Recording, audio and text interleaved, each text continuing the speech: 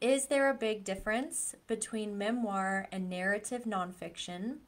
I was recently told that there is no market for Christian memoir unless you're famous. Would that be the same for narrative nonfiction? So this is a great question. Now, memoir is typically about yourself, whereas not narrative nonfiction can actually be an account of someone else's life. And so it could be a creatively written, stylized narrative of someone else's life. Memoir is typically about yourself. And yes, it is true that there is not a big market for memoir, for narrative nonfiction.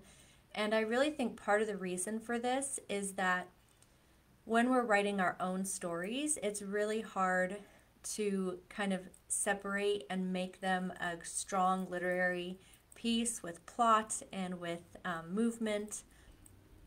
One of my favorite memoirs is The Glass Castle. I don't know if you've read it, but the book literally opens with the author saying that they have this memory when they were 4 and they were on fire.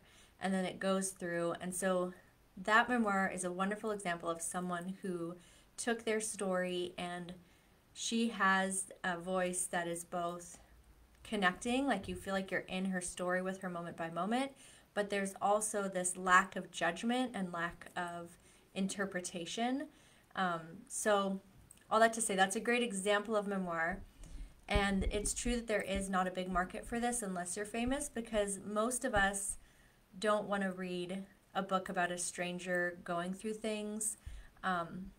Each of our stories is unique.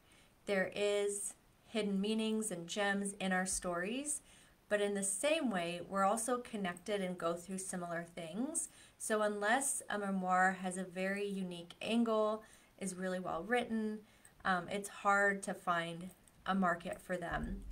Now with that, this kind of leads into one of the next questions about what are the pros and cons of self-publishing versus traditional publishing.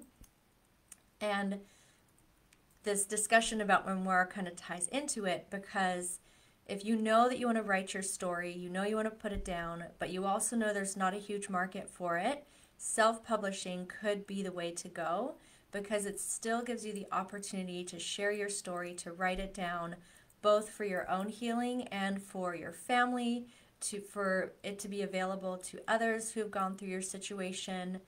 And there is always a market for self-publishing, because we get to decide what we're self-publishing and what we're going to share with the world. So